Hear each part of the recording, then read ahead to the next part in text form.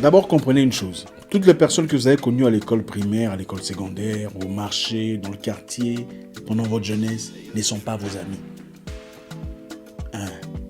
Toutes ces personnes qui ont parcouru votre vie, ces personnes avec qui vous avez partagé des choses, des souvenirs, des jeux, peu importe, ne sont pas tous vos amis. Désolé de vous le dire. Chaque humain vient dans votre vie pour une raison bien précise. Certaines personnes viennent vous apprendre des leçons de vie. Certaines vous apportent certaines expériences. Et leur tâche dans votre vie finit. N'allongez pas les choses quand ce n'est pas nécessaire. Les gens avec qui vous avez joué au football, au basketball, au karaté ou au judo pendant votre jeunesse ne sont pas tous vos amis aujourd'hui. Les femmes avec qui vous avez joué au jeu des filles, là, jeu de ballon, jeu de... comment vous appelez ça, ne sont pas toutes vos amies aujourd'hui. Plus jeune, ma mère me disait, un bébé, quand il naît et quand il grandit, il a besoin de lait maternel pour s'affermir. Il a besoin de soutien, d'affection et des choses douces pour se fortifier. Mais quand il atteint 5 ans, ou 6 ans, ou 7 ans, ou 8 ans, prendra-t-il encore le lait de sa mère? Absolument pas. Il aura besoin de manger des choses plus dures, plus consistantes, plus fortes, pour véritablement se fortifier. Ça ne veut pas dire qu'il négligera désormais le lait de sa mère. Il gardera le respect et l'amour, l'empathie, les souvenirs de l'affection de sa maman. Mais désormais, il lui faudra des choses plus dures, plus fortes, plus consistantes, à sa nouvelle taille.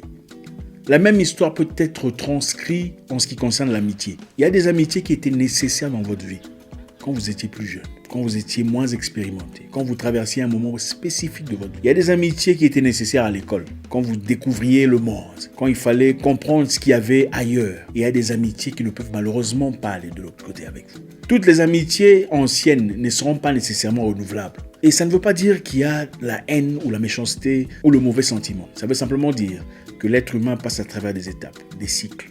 Il y a des amitiés qui traversent et d'autres qui ne traversent pas. Vous pouvez continuer à vous aimer à distance. Ça, c'est la première chose à retenir.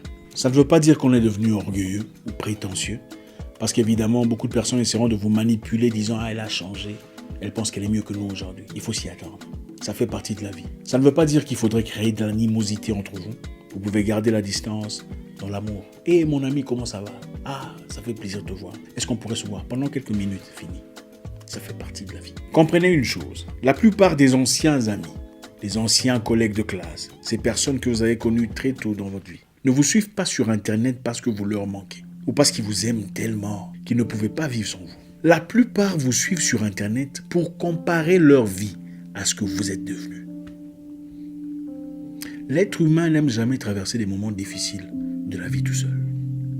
Même dans le noir, demandez à un humain, tu veux rester en prison dans le noir, dans une île perdue, tout seul? Ou tu veux rester en prison dans le noir, dans une île perdue avec quelqu'un? Il te dira avec quelqu'un. Pourquoi? Parce que quand il y a quelqu'un avec lequel on peut se comparer, on sait se situer. La plupart des gens vous suivent pour observer ce que vous êtes devenu. Est-elle mariée? Les personnes qui vous connaissent depuis longtemps, en tout cas en Afrique, ont certaines particularités. Ils sont là à regarder comment est votre vie, comment évoluez-vous sur le plan financier, sur le plan commercial. Qu'est-ce que vous reflétez dans vos photos? Êtes-vous marié? Ah, Patricia s'est mariée, tu as vu? Waouh, génial. Mais est-ce que tu as vu le visage de son mari? Franchement, non, en tout cas ça. Mais il se pourrait qu'elle vous dise, félicitations ma chère, gloire à Dieu. C'est ça la réalité, que vous ne connaissez pas. On vous dira félicitations, on vous dira gloire à Dieu, mais on s'est moqué du visage de votre mari. Je suis convaincu que parmi vous qui regardez cette vidéo, vous vous retrouvez. Oui, vous avez peut-être déjà fait des commentaires sur quelqu'un. Vous vous retrouvez. Non, il n'y a pas que vous. Ne vous en faites pas. Il faut comprendre les humains pour savoir naviguer autour des humains. Pour avancer dans la vie, il faut savoir séparer les choses. Dans la vie, il y a plusieurs types d'amis. Et j'aime dire qu'il y a 3 types d'amis. J'ai fait une vidéo précédente. Ceux qui connaissent, connaissent. Ceux qui ne connaissent pas peuvent aller jeter un coup d'œil. Il y a les figurants, les camarades et les compagnons. Les figurants sont ces personnes qui ont vécu dans votre ville de naissance, par exemple. Vous avez été à la même école, vous aimiez les mêmes histoires, vous aviez les mêmes tendances, vous aimiez le même style d'habillement, hip-hop peut-être ou reggae, vous aimiez le même genre de musique, le même genre de garçons ou des filles, vous aviez les mêmes modèles, les mêmes tendances, les mêmes rythmes. Vous êtes devenus amis sur base de vos intérêts communs. Ce n'était pas le fait de s'aimer entre vous, Certaines choses vous ont réunis et votre amour était basé sur ces choses-là. Maintenant, à partir du moment où vous changez de tendance, vous aimez quelque chose de différent. Vous n'aimez plus les mêmes steaks ou le même genre d'homme, le même genre de femme. Vous n'aimez plus les mêmes genres de musique. Vous changez de direction. À partir du moment où vous ne regardez plus des films à longueur de journée comme avant, vous ne jouez plus aux jeux vidéo comme avant, votre amitié se meurt. Parce que vos tendances ont changé. Désormais, vous êtes devenu politicien ou vous consacrez plus de temps à la famille plus qu'à l'activité qui vous réunissait. Et les humains ont généralement tendance à mélanger les choses, pensant que les figurants étaient amis. Vous n'étiez pas amis. Vous aimiez la même musique. Vous aimiez les mêmes histoires, les mêmes tendances, les mêmes jeux vidéo. Vous jouiez au foot ensemble. Vous jouiez au basket. Vous aimiez la lecture ensemble. Aujourd'hui, la vie a changé. Vous avez différentes tendances. Ce qui vous réunissait se meurt. Le vrai visage apparaît. Ensuite, on a des camarades. Je n'entrerai pas dans les détails. Les camarades sont ces personnes avec lesquelles vous aviez les mêmes ennemis. Vous étiez au front contre les mêmes adversaires. Il y a un groupe de personnes que vous n'aimiez pas. Eux non plus n'aimaient pas ces personnes. Alors vous êtes légués en écurie ou en groupe pour lutter ou résister contre cette force. Très souvent, on a tendance à croire qu'on était amis. Mais ce n'était pas la réalité. La réalité est qu'on avait les mêmes oppressions. On faisait face aux mêmes difficultés. On combattait le même gouvernement. On faisait partie du même parti politique. Mais à partir du moment où vous changez de tendance, cet ennemi disparaît. Cette résistance n'est plus. Votre amitié se meurt. Malheureusement, l'être humain a souvent tendance à parler de sa vie personnelle aux camarades. Voilà les difficultés que je vis. Voilà la peine que j'ai dans ma vie. Ne comprenons pas que le camarade n'est pas nécessairement ami. C'est une personne qui s'oppose à quelque chose à laquelle vous vous opposez aussi. Malheureusement, un camarade peut devenir un ennemi très farouche. Il vous connaît. Il vous a étudié. Il vous a vu pendant votre lutte. Comment vous résistez. Comment vous vous appliquez. Si les choses changent, il sait comment s'équiper contre vous. Un camarade, c'est le genre de personne avec qui vous parlez de votre projet de vie. Vous dites, j'ai envie de faire ça, je veux peut-être ouvrir une entreprise ici, ou je mettrai particulièrement cette histoire, je mettrai la lampe ici. Et quelques temps plus tard, il va faire exactement ce que vous lui avez dit pour lui-même. Il prend vos idées pour appliquer ça dans sa vie, pour sa propre réussite. Le figurant et le camarade, quand vous avez des problèmes de foyer par exemple, devant vous ils font semblant. Ah, en tout cas il faut arrêter, il faut arranger les choses, tu vois. Il faut parler, tu sais, dans la vie, Dieu a dit ceci. Mais dans le coin, quand vous n'êtes pas là, ils sont le premier à dire « tu sais d'ailleurs, son mari, il a pris une autre femme. » Elle fait des fiers, vraiment, si elle part, elle va aller où? Non mais si cet homme-là la quitte, elle va aller où? Ah, il faut arrêter ces histoires. Les camarades et les figurants. Elle aime trop se la jouer cool. Non, elle n'a pas autant d'argent qu'elle prétend. Ça, c'est des histoires. Mais quand tu l'appelles au téléphone, « ma chérie, comment ça va ?» Camarade, très souvent camarade. Ensuite, il y a des compagnons. Dans l'autre vidéo, j'ai donné un peu plus de précision, tout ça. C'est un peu différent. Le compagnon est pur. Avec le compagnon, vous n'avez pas besoin d'être quelqu'un d'autre. Dans sa présence, vous êtes vous-même. Pas besoin de fignoler votre français, à vous adorer ça, n'est-ce pas? Pas besoin de changer votre tonalité. Pas besoin de vous comporter d'une certaine façon. Parce que c'est un compagnon. Vous êtes vous-même. Vous faites les bêtises, des choses les plus élémentaires. Enfin, vous êtes l'enfant au plus profond de vous sort. Parce que c'est votre compagnon. On l'a appelé peut-être différemment dans la vidéo précédente. Mais c'est pour dire que c'est une personne auprès de qui vous n'avez pas honte de dire, écoute mon cher, je n'ai pas d'argent, je suis en difficulté, franchement.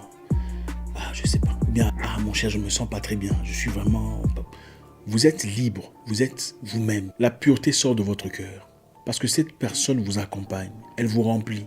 Elle vous complète. On n'en trouve malheureusement pas beaucoup dans la vie. Chanceux sont ceux qui en ont 2 ou 3 ou 4. Ces personnes qui n'ont pas honte de vous défendre en public, mais vous engager en privé. C'est-à-dire quand on vous critique en public, même si vous êtes en faute, elles vous défendent vaillamment. Elles risquent toute leur réputation en votre nom. Mais en privé, elles vous disent « Ah, mon cher, franchement, tu as gaffé. Là, vraiment, là, tu as gaffé. » C'est pas comme ça qu'on fait les choses. Ça, c'est un compagnon. Les figurants et les camarades sont ces personnes qui, quand votre vidéo de sans habit apparaît sur Internet, ils font des forward. « Hey, regarde, Mélissa, tu as vu la vidéo. Hey, Mélissa, tu as vu le... » Mais on t'envoie un message d'encouragement, ma chère, courage, ça va passer, tu vois, les gens sont comme ça. Mais en attendant, ils partagent. Ils partagent. Un vrai ami arrête de partage. Un vrai ami ne partage pas. Un vrai ami va en effet s'attaquer à la personne qui le lui a partagé. Recadrer cette personne. Est-ce que tu trouves ça normal? Si tu as vu ça, est-ce que tu es obligé de partager? Ça, c'est un vrai ami. Et ça, c'est rare. Il faut comprendre les gens dans la vie. Il faut identifier les humains qui viennent dans votre vie pour savoir comment les classifier. Je sais que c'est bizarre, mais c'est important de classifier les gens. Comme ça, vous savez quelle carte jouer. Il y a des gens à qui vous exposez vos problèmes. Mais quand vous vous prenez la tête, demain, ils vont raconter ça. Des problèmes intimes. Il y a des gens à qui vous exposez vos problèmes, même si vous vous prenez la tête. Jamais ils ne parleront de votre histoire.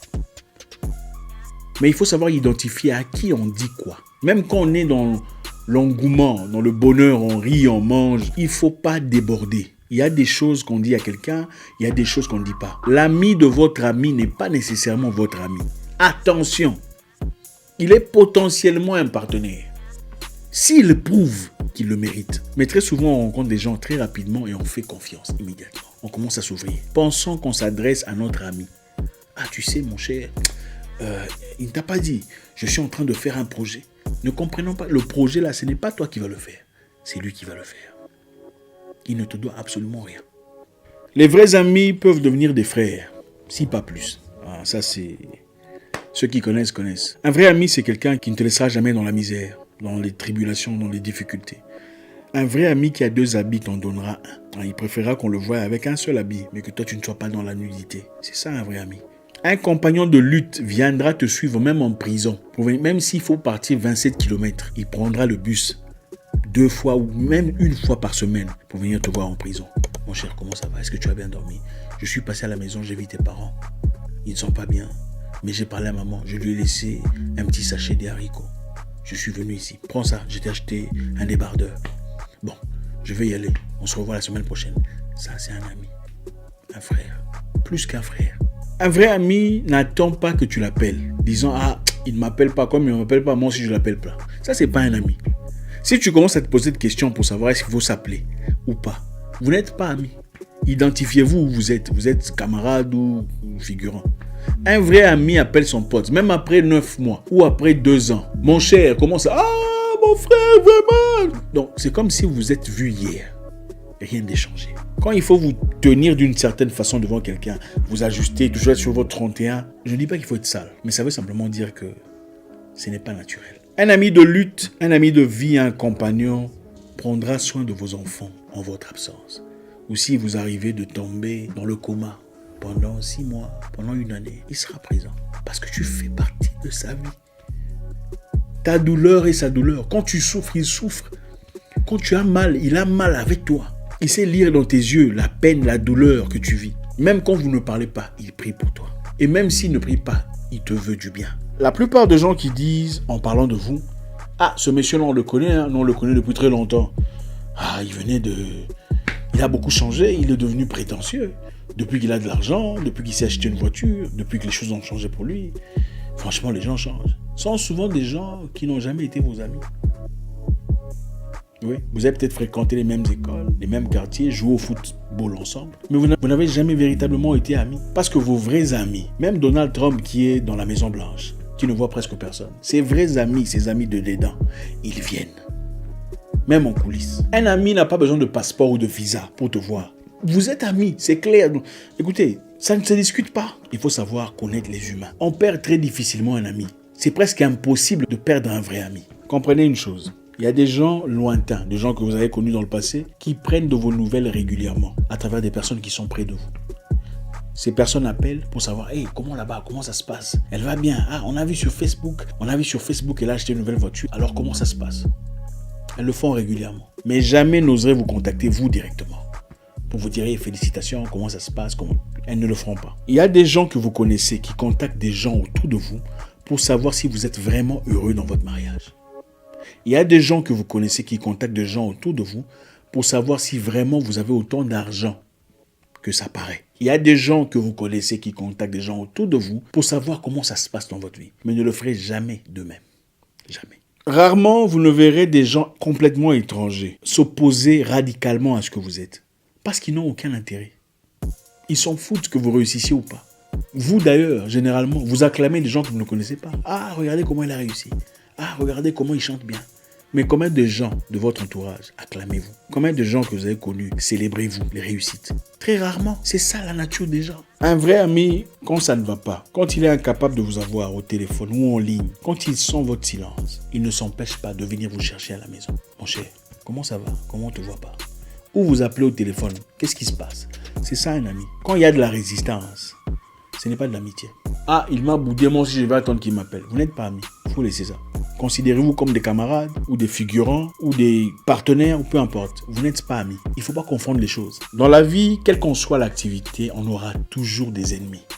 Maintenant, il faut comprendre que l'être humain a des ennemis non essentiels et des ennemis essentiels. Quand il s'agira de vos amis, vos compagnons de lutte, vous le saurez, vous le sentirez. Il n'y aura pas de non-dits, de calme, bizarre, de silence absurde. Ça n'existera pas. Quand il y a un mal, on le dira. Quand il y a de gêne, on l'ouvrira. Quand il y a des ça ne va pas, on les décortiquera. On les exhibera. Merci encore une fois. J'espère qu'on a appris quelque chose ce soir. Demain, peut-être, on parlera de différents types d'ennemis, parce qu'il y a différents types d'ennemis. Il y a des ennemis non essentiels et des ennemis essentiels. Il faut être stratège dans la vie. On ne traite pas chaque ennemi de la même manière. Il y a des ennemis nécessaires qu'il faut garder pour vos intérêts. Et il y a des ennemis qu'il faut jeter à l'eau. On en parlera demain. Merci infiniment. Mon nom est Zach Moikassa, le guerrier noir. Votre frère.